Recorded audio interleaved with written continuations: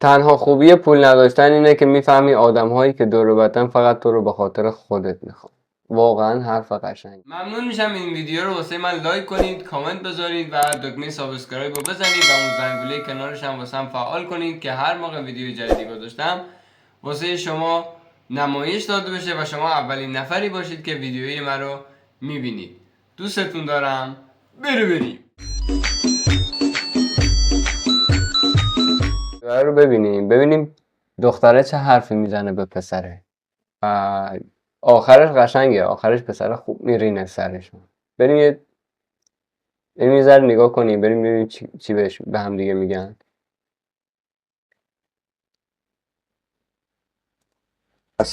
در ضبط میخوام ببینم که دختره طرف منم طرف داشته باش اوکی میشن یا نه.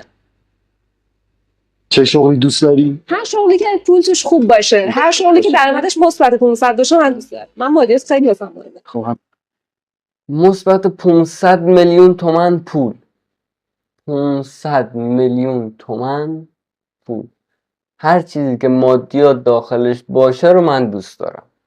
ذات باشه کنسله، مردونگی کنسله. تو پول داشته باش من لنگو میدم بالا، خیالت راحت. تو بزن، تو بکن، من هستم. تو فقط پولو بده تا آخرش باتم. خرج کن لنگش با من، لنگو برات جوری بدم بالا عشق کنی. همچه آشی دهنسوزی هم نیست خودت. مثلا من پراید داشته باشم با من اوکی نمیشی؟ اصلا چرا؟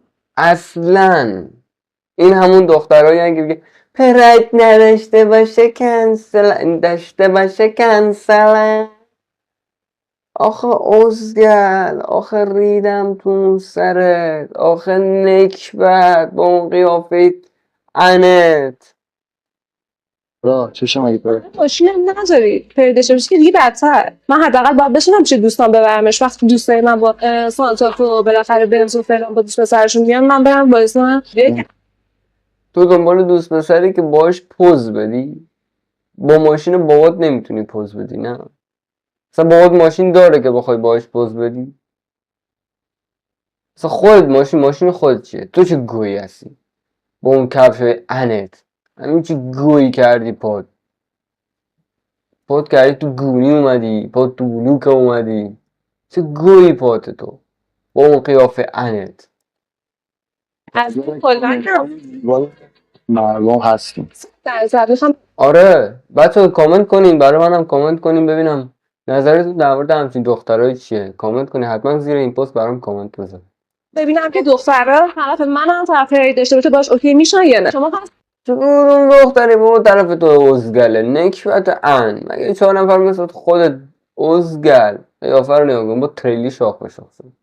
داری کلا ماشین بگیری؟ من که مطمئنم به بهترین جا میرسم و بهترین ماشین ها رو میگیرم، ولی اگه اون روزم بگیرم کسی مثل شما رو اصلا سوارش نمی‌کنم. درود به شرفت، درود به شرفت. حرفت واقعا قشنگی، خیلی دوست داشتم حرفت. درود به تو.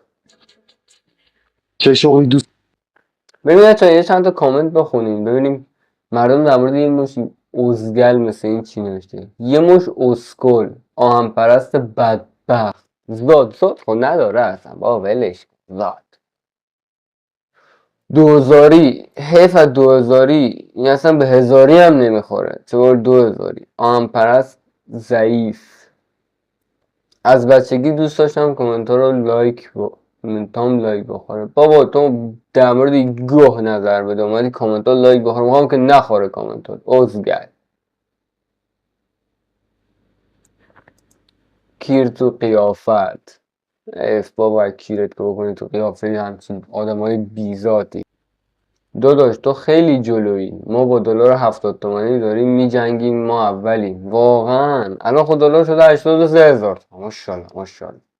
بعد این بیناموس دنبال پول بالای 500 میلیون تومن میگرده. خفه شو بابا، خفه شو ازگل. باراک پسر، دمت گرم پسر، پسرش واقعا همچی پسرهایی باید طلا گرفت. بریم یه ویدیو دیگه ببینیم. عرفی میکنی خودتو؟ مرداد هستم. خب سنت شغلت چی؟ مربیگری. مربیگری مگه چشه؟ مشکلی داره مربیگری؟ با مربیگری مشکل داریم.